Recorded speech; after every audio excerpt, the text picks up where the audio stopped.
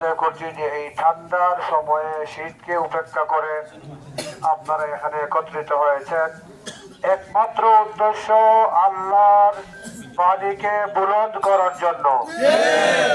সম্মানিত ভাইরা, আগামী 12 তারিখ যে নির্বাচন, এই নির্বাচন শুধুমাত্র একটি উৎসবের দিন নয়। এই দিন পেতে আমাদের অসংখ্য ভাইদের রক্ত এবং জীবন দিতে হয়েছে।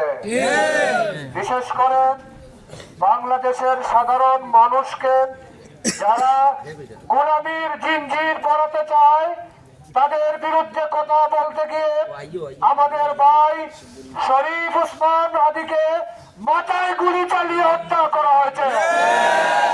সম্মানিত ভাইয়েরা, রক্ত জীবন কুরবানের বিনিময়ে এই দিন আমরা পেয়েছি।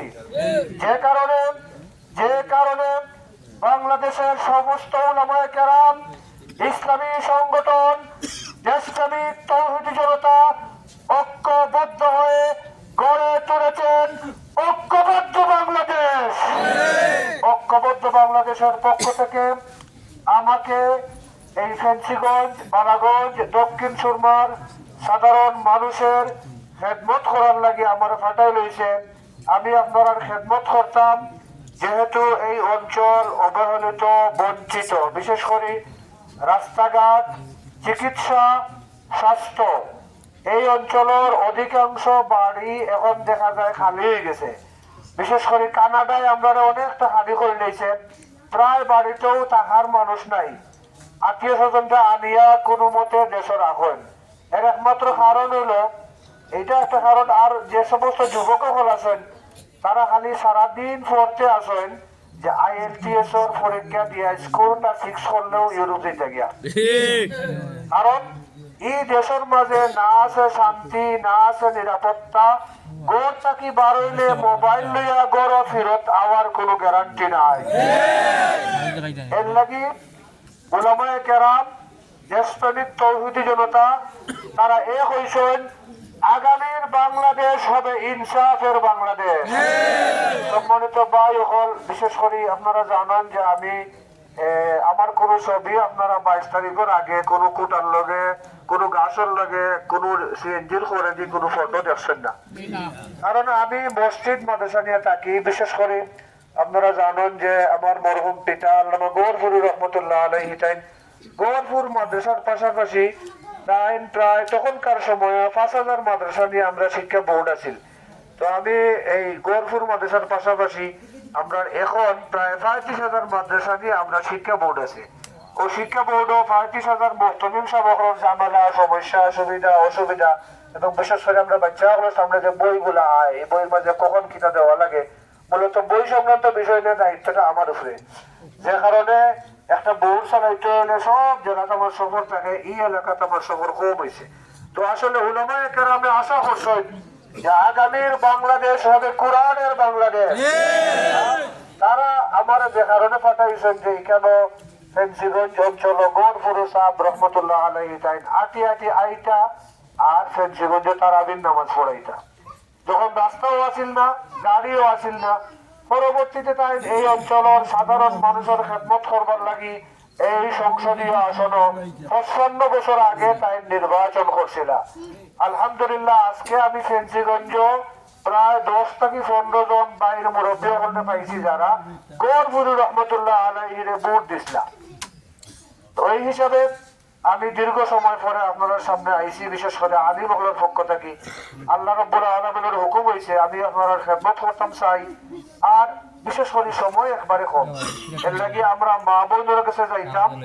আর আপনারা হকলে নিজরে এমপি মনে করিয়া, আমার আপনার খাদিম মনে করিয়া তারা কাছে গিয়া কইতা যে বাংলাদেশের স্বাধীনতার পরে আমরা সব প্রতীকে ভোট দিলাইছি। নৌকাতে আমরা ভোট দিলাইছি, সোনার বাংলাও আমরা দেখছি, দানোর শিশু আমরা ভোট দিছি, লাঙ্গলও আমরা বারবার ভোট দিছি। একবার আমরা 11 দলের প্রতীক, ইনসাফের প্রতীক, মেহনতি মানুষের প্রতীক, 11 প্রতীকে এক প্রতীক রিক্সাত আমরা একবার ভোট দিলাইতাম। আর আমরা হকলে মিলিয়া বাংলাদেশের বিশেষ করে যুব সমাজ যেভাবে আমাদের সম্পদ আজকে এই দিনপুরের যুবকগুলোর যে স্লোগান দেখলাম তার ভিতরে দিনের যে নূর বসে, আমরা আগামী 12 তারিখ দিনপুরের যুবকগুলোর এই দিনই আলো সংসদে পৌঁছে দিতাম ইনশাআল্লাহ। আর বিশেষ করে আমরা প্রতিদ্বন্দ্বী প্রার্থী হলে তারা যেভাবে আমরা সম্পর্কে মাত্রা আসলে বাই হল, আমরা ছোটবেলার চকলেটের লাগে খান্দি, আর যখন দেখা যায় যে বয়স হয়ে গেছে তখন নাতির লাগে যখন ফুয়ায় চকলেট লই আইন তখন অনেক সময় বাবাও চকলেট চাই।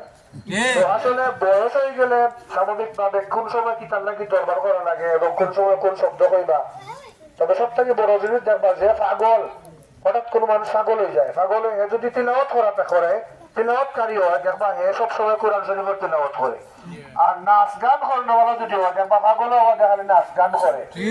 আমাদের পারিবারিক শিক্ষা হচ্ছে ভদ্রতা, শালীনতা, শিষ্টাচার, মুরব্বীদেরকে সম্মান, এর বাইরে আমরা আর কোনো কিছু জানি না।